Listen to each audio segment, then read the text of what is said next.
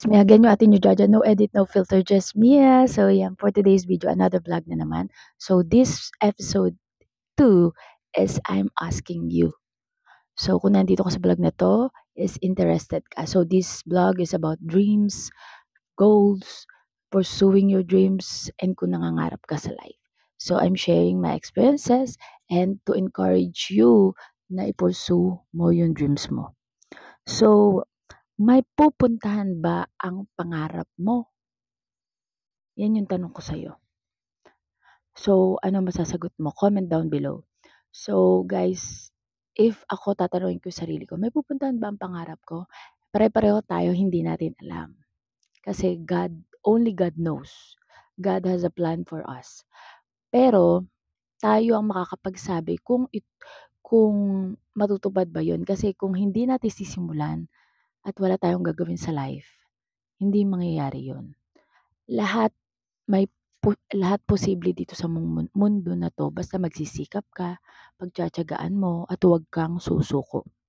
May pupuntahan ba ang pangarap mo? Para sa akin, yes. May pupuntahan ang lahat ng 'to basta huwag ka lang susuko. Work harder, isipin mo this is for your future. And lagi mong isipin na yung mga ginagawa mo na 'to para makatulong ka sa ibang tao, ma-encourage mo sila. And yung ginagawa mo na pangarap mo is para sa pamilya mo, para sa sarili mo, yung mga ganyan.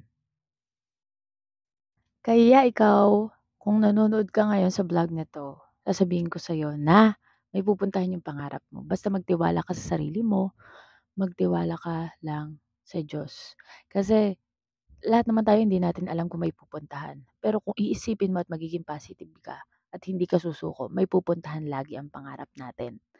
Basta tuloy-tuloy lang, keep going kapag may mga distractions or may mga magda-down sa'yo, lagi mo isipin, God will fight for you and you just need to be still. Okay? And lagi mo tandaan, nothing is impossible with God. May pupuntahan yung pangarap mo. Kausapin mo lagi sarili mo, patatagin mo yung sarili mo, and ikaw na nanonood nito, sa tingin mo may pupuntahan ba yung pangarap mo? Comment down below kung meron. Ako, para sa akin meron lagi. Basta kumapit ka lang sa taas, magtiwala ka. God has a big plan for you. Pero syempre may gagawin ka. Kailangan mo i-push yung sarili mo na maging wag basta-basta susuko and paglaban yung mga pangarap. Lagi mo tandaan, life is short. You only live once. May pupuntahan yan. Kailangan mo lang magtiwala sa sarili mo, okay? And alam nyo, kayo ang magbe-benefit kapag nakarating kayo dun sa destination nyo, sa pangarap nyo. Kaya huwag kang susuko, okay?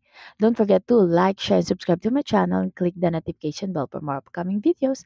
Bye! See you in my next vlog!